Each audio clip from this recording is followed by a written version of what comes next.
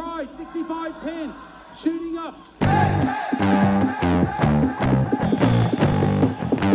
One thing I learned this comp is how being very supportive to your teammates is so important in a stressful environment, just like comp. One thing that I learned this weekend is that teamwork while working on the robot is incredibly important. Without our designers, our mechanical, our drivers, we wouldn't be able to be in such a high position. I'm really proud of our team. I've developed lifelong bonds through this program, and I'm really glad I hopped on robotics, so now I have so many new friends. A lesson I learned this weekend is about how important it is to just keep on bouncing back after every match. No matter what, just keep on persevering through it. This is close. You also have to take breaks and take care of yourself.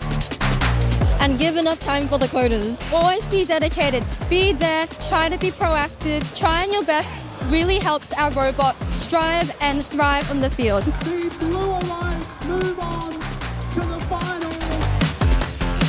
My advice for anyone entering the robotics season next year is that make sure you're doing robotics because you love it and that you're passionate about it.